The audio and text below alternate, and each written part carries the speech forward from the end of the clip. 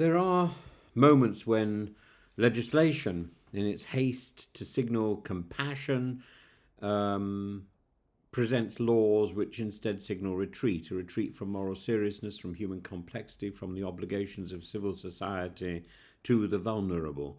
And the amendment by Tonia Antoniazzi, passed in the Commons with a striking majority of 379 to 137, which seems to protect women from prosecution in cases of late abortion.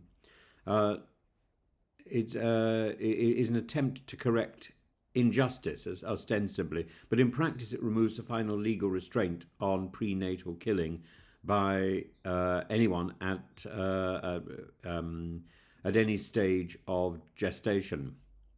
Let's be absolutely clear, this isn't about repealing the 1967 Abortion Act. That statute, flawed as it is, sets time limits, medical safeguards and procedures for doctors, nor is it about routine abortion care, the vast majority of which occurs before 20 weeks.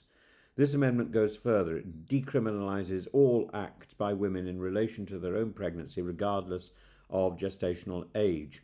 If a woman ends her pregnancy at 32 weeks, as in the tragic case of Carla Forster, there will now be no legal consequence, even when the fetus was viable, sentient, and capable of survival outside the womb. What this represents is a staggering shift, a formal withdrawal of criminal law from protecting the unborn baby. Not in abstract, but specifically in its most vulnerable, most developed stages. This is not a technicality, this is a moral earthquake, enacted in 2 hours by fewer than 100 MPs present in the chamber. Now, the rhetoric surrounding this vote has lent heavily on trauma, desperation, and compassion, which is appropriate. And yet, it's a travesty when a woman is dragged from a hospital bed in a police van, as in the case of Nicola Packer, but this is not an argument for legal impunity. It's an argument for proportional enforcement, better training, more thoughtful guidance. To insist, as this amendment does, that no action by a pregnant woman, no matter how destructive, should ever attract legal scrutiny is to deny that women are moral agents. And here, I think we need to be honest. Are we truly to believe that no woman is ever negligent, no woman ever acts with cruelty or even violence towards a child in her womb? The assumption that all women in late stage pregnancy who terminate their unborn children are innocent victims of circumstance infantilizes them. It also erases the child from the equation altogether. The child who at 24, 28 or 32 weeks has a face, a heartbeat, fingernails and the capacity to feel pain. We should remember, in the same hospitals where babies are born at 24 weeks and are placed in neonatal in intensive care, others, if unwanted, may now be aborted without fear of prosecution. The same child, the same stage of development, loved in one case, discarded in another. That is not a medical distinction, it's a moral one, and it's a chasm into which we're falling. And how did we get there? COVID, largely.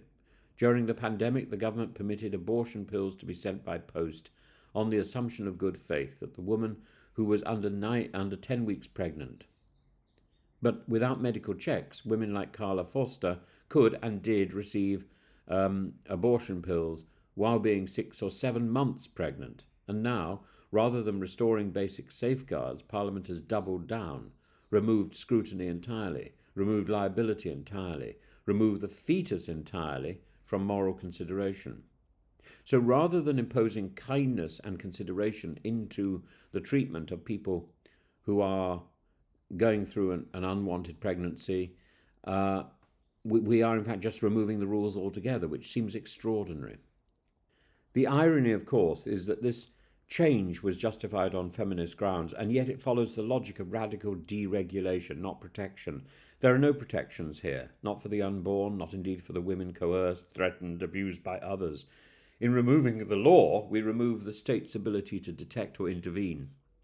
In those coercive situations, we send a signal that what happens in the womb is entirely the woman's private domain, even when what happens is the death of a viable, pain-capable human being.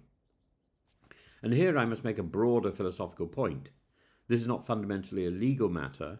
Like the debate on assisted dying, it belongs to the realm of education, ethics and conscience, but it is precisely because moral formation has withered that law now becomes the only language for drawing lines. And if the law abdicates its duty, if it leaves viable unborn children with no protection at all, then it teaches moral laxity by example. And this, to me, is the true scandal. A civilized society can permit early abortion under strict regulation, recognizing the tragic complexity of early pregnancy. But when that society permits late abortion without consequence, without reflection, without limit, then it has entered a stage of ethical convenience and connivance. And the fetus is no longer regarded as human, only wanted or unwanted. We're very close to the ancient Roman position of exposure. It's no defence to say that most abortions happen early. It's no defence to say that few women will ever act at 28 or 32 weeks. The law exists precisely for the extreme cases. And in the extreme cases, the child deserves protection, not abandonment. And the answer is not to criminalise more women. It's to tighten the law to reflect scientific reality, that pain, sentience, viability are facts from as early as 20 weeks. In most European countries, abortion after 12 weeks is unlawful, except in extreme cases. Britain, by contrast, now stands alone, more permissive than even Canada or the US in practice, and with one of the most severe penalties in theory for women, now paradoxically stripped away altogether. This was not principled reform last night. It was a political gesture, an ethical dodge, and if not reversed, a moment we may one day look back on with sorrow.